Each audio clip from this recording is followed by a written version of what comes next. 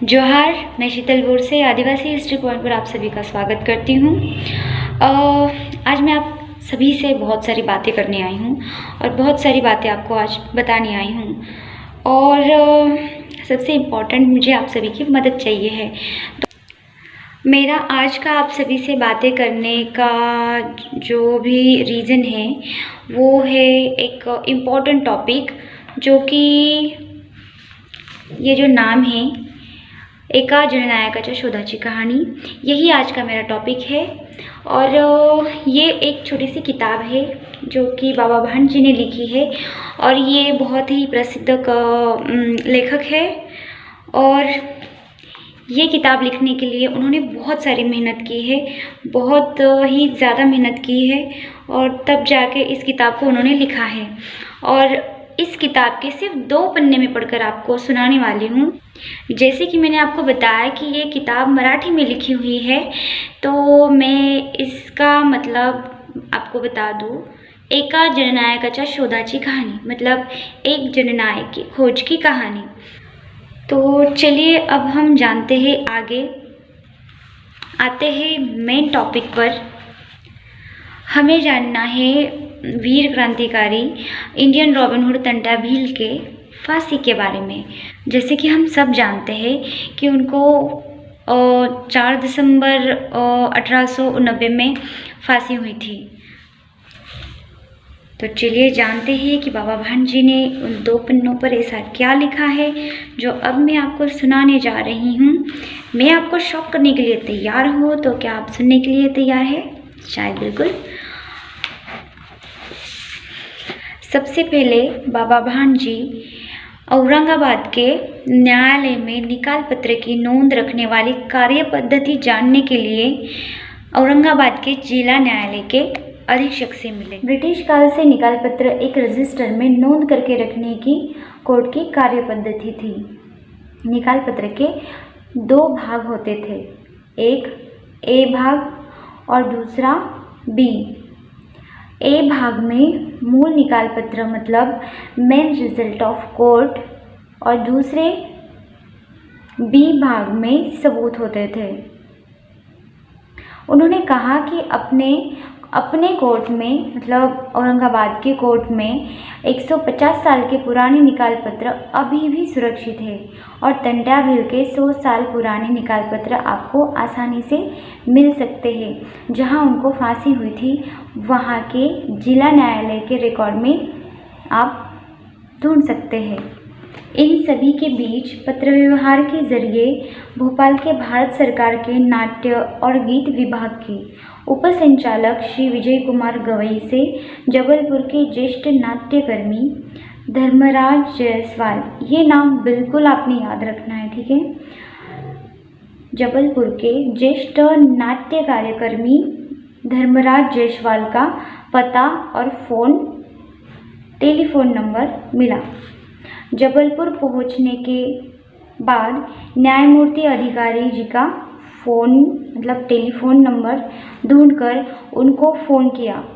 उन्होंने कहा कि आज टाइम नहीं है और पूछा कि आप लेखक हो, किस विषय पर लिखते हो। ये सवाल किसने किए? न्यायमूर्ति ने किए। उन्होंने कहा कि आप लेखक हो और किस विषय पर लिखते हो। तो बाबा भान जी ने बिल्कुल सरल उनको उत्तर दिया है कि मुझे सेशन कोर्ट के तंटा भील के फांसी का जजमेंट ढूंढना है। सेशन कोर्ट में तंटा भील के फांसी का जजमेंट ढूंढना है। उन्होंने कहा कल कॉल करो, ठीक है, पॉइंट नोट करें। फिर उसके बाद बाबा भान जी ने जबलपुर के ज्येष्ठ नाट्यकर्मी धर्मराज जी जायसवाल, इनसे संपर्क करने के बाद उनके घर पहुँचे। उन्होंने कहा तंटा के बारे में कई साल से सुनता आ रहा हूँ, परंतु उनको जबलपुर में फांसी हुई थी ये पता नहीं था। पॉइंट। दूसरी सुबह जबलपुर सेशन कोर्ट और जेल में जाने की बात हुई। किनके बीच? धर्मराज जी जायसवाल, जो कि जबलपुर के ज्येष्ठ नाट्यकर्मी थे, और बाबा भान जी जो कि लेखक है। सेशन कोर्ट के वकील प्रदीप शर्मा जो धर्मराज जी के चेले थे कभी, उनसे मिले। प्रदीप शर्मा ने दोनों को सेशन कोर्ट के रिकॉर्ड रूम के मुख्य बाबू के सामने ले गए। उन्होंने मुख्य बाबू से कहा कि गए सदी में जबलपुर सेशन कोर्ट ने तंटा भील को फांसी की शिक्षा सुनाई थी, वह जजमेंट कैसे ढूंढे। तो बाबू का चेहरा त्रासिक हो गया। उन्होंने बोला कि मास्टर जी, गए 10 वर्षों का रिकॉर्ड रखने के लिए यहाँ जगह नहीं है और आपको 100 साल पुराना रिकॉर्ड ढूंढना है, ये तो नामुमकिन है। इस पर बाबा भान जी ने मुख्य बाबू से कहा कि आपके पास जजमेंट लिखकर रखा हुआ ए पार्ट का रजिस्टर होता है ना। बीच में धर्मराज जी ने बोला कि बाबा भान जी ने पुराना रिकॉर्ड कहा है, कहो तो मैं सेशन कोर्ट के जज से बात करूं। धर्मराज जी के वकील प्रदीप शर्मा बीच में बोल उठे कि मास्टर जी, और एक सोर्स है, रिकॉर्ड रूम के रिटायर्ड बाबू स्टैम्प वेंडर का काम करते हैं, क्या उनसे मिले। उनको और एक जरिया मिल गया। वहाँ से बाबा भान और धर्मराज जी रिटायर्ड बाबू के घर उनसे मिलने निकल पड़े। रिटायर्ड बाबू मतलब कि स्टैम्प वेंडर जी, उनसे मिलने के बाद उनको कुछ और बातें पता चली। उन्होंने बोला कि तंटा भील के बारे में मैंने बहुत सुना है, आप जो बोल रहे हो वह जजमेंट पुराने रिकॉर्ड रूम में मिल सकती है, ये आजकल के लौंडे किसी काम के नहीं। रिटायर्ड बाबू ने बाबा भान जी और धर्मराज जी को पुराने रिकॉर्ड रूम का पता बताया कि वह जिला अधिकारी न्यायालय के बिल्कुल पीछे वाली बाजू में ही है, और दोपहर के बाद उनको मिलने के लिए कहा। फिर से साइकिल रिक्शा से तीनों जबलपुर सेंट्रल जेल की ओर निकल पड़े। तंटा को जिस जेल में फांसी दी थी, उस जेल के मुख्य दरवाजे पर विजिटर खिड़की के पास सिपाही को धर्मराज जी ने पूछा कि जेल के मुख्य प्रमुख साहब कौन हैं। उनको उत्तर मिला, मिश्र जी साहब। धर्मराज जी ने पूछा, कौन, लालजी मिश्र। फिर उन्होंने कहा कि जी हाँ, मैं जिस तंटा भील पर काम कर रहा हूँ, उनको आपके जेल में ही फांसी दी गई थी। हमने पुराने रिकॉर्ड की यादी बनाई है, परंतु वह 1947 के बाद की ही है। लालजी मिश्र जबलपुर के जेलर, इन्होंने कहा कि उन्होंने बहुत कुछ सुना है तंटा भील के बारे में, लेकिन उनको इसी जेल में रखा था, इसी जेल में उनको फांसी हुई थी, ये बात उनको पता नहीं है। बाबा भान ने बोला, जिस जगह कैदियों को फांसी दी जाती है, क्या वह जगह हम देख सकते हैं। लालजी मिश्र पल भर के लिए रुक गए।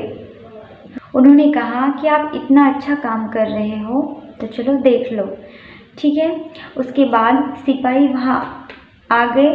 फिर उन्होंने सिपाहियों के साथ उनको वहाँ भेज दिया और कोठरी मतलब जहाँ पर फांसी दी जाती है वो जगह देखने के लिए। निरीक्षण के बाद उस बड़ी सी खोली जैसी जगह से सब बाहर आए। कैदियों के गले में लटकाने वाली रस्सी, पैर के नीचे रखने की वो कुंदे जैसी चीज़ कहीं भी दिखाई नहीं दी।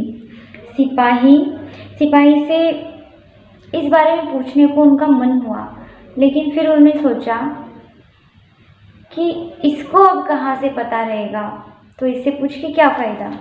रिटायर्ड बाबू के पास जाकर पता चला, मतलब कि बाबा भान जी और धर्मराज जी ये दोनों जब तक के जेल में गए थे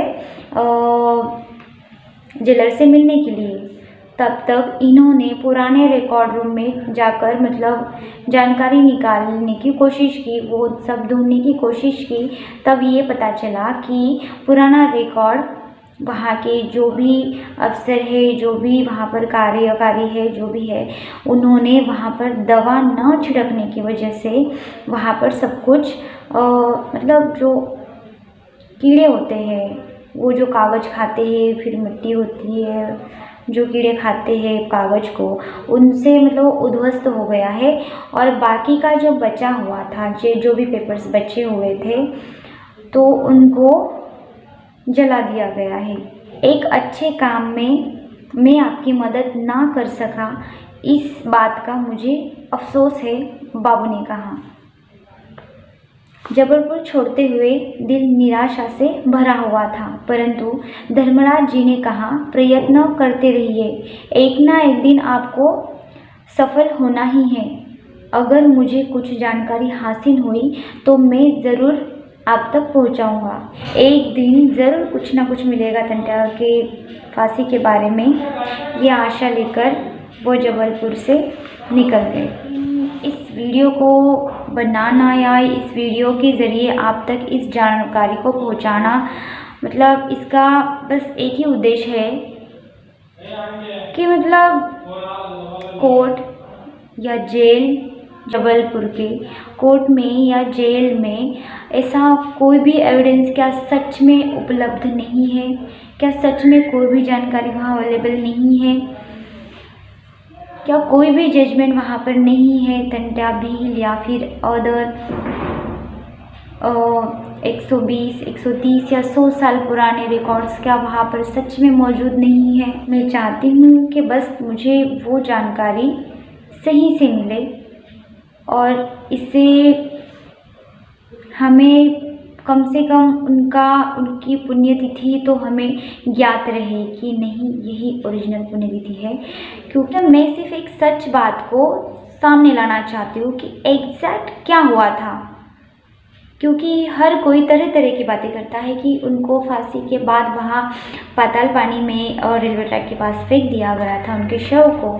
कुछ कहते हैं कि उनके शव को इंग्लैंड ले जाया गया था। सबसे इम्पोर्टेंट बात यह है कि टंट्या भील को फांसी हुई थी, इस बात का कोई भी एविडेंस नहीं मिला है। तो अगर फांसी हुई है उनको, तो कृपया करके शासन प्रशासन के लोग जो टंट्या भील के लिए बहुत कुछ कर रहे हैं, उनके वंशजों के लिए उनके नाम से ओरिजिनल सबूत जो भी है, जिस बारे में हमने वीडियो में बात की है, इसके बारे में मतलब शासन प्रशासन हमें ये सारे सबूत कोर्ट जेल जो भी है वहाँ से मिलवा कर देने की कोशिश करे। इस बारे में आपकी क्या राय है, ये हमें कमेंट करके ज़रूर बताएं और वीडियो को लाइक करें अगर पसंद आया हो, और ज़्यादा से ज़्यादा कमेंट करें ताकि हम एक दूसरे की राय जान सकें, हम एक दूसरे के विचारों पर बात कर सकें और बहुत सी बातें और बहुत सी जानकारियाँ एक दूसरे से मतलब एक दूसरे से बात करने के बाद, विचार रखने के बाद ही पता चलती है। तो सो प्लीज़, और अब हम यहाँ पर रुकते हैं। जय आदिवासी, जोहार।